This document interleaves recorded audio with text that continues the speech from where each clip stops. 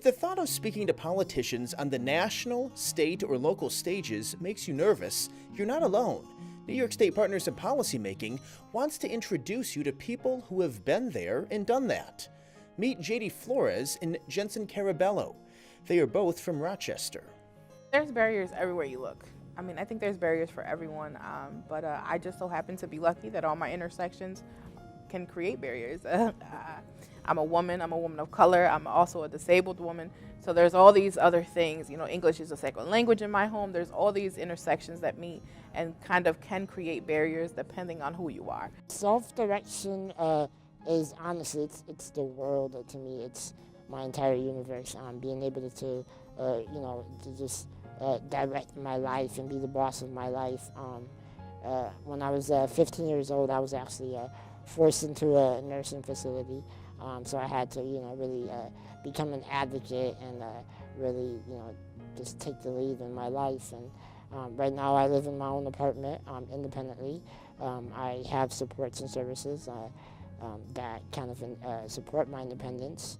JD and Jensen both attended the Disability Policy Seminar in Washington, D.C. in March of 2017 with a group of fellow graduates from the Leadership, Education, and Neurodevelopmental and Related Disabilities, or LEND program. It's run through the Strong Center for Developmental Disabilities at the University of Rochester. The DPS, the Disability Policy Seminar, happens every year.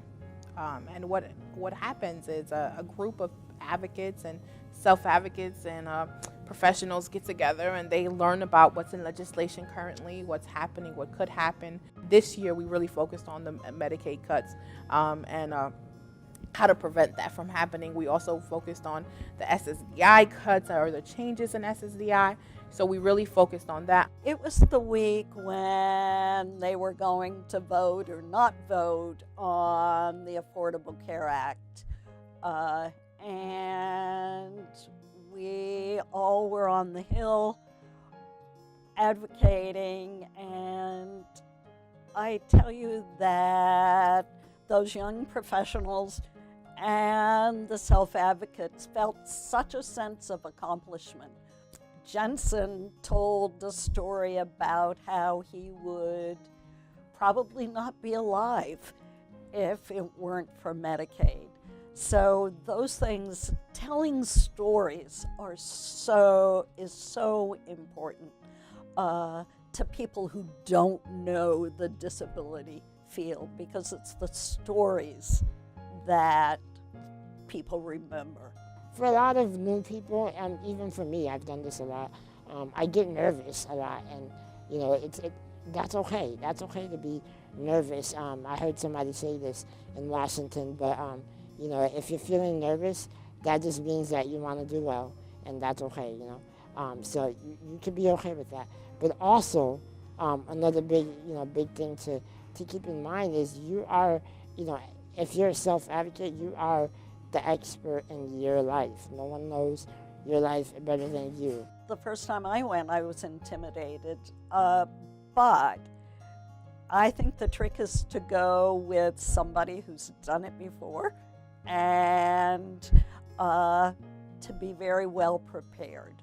We spent days giving them assignments. Find out about your congresspeople.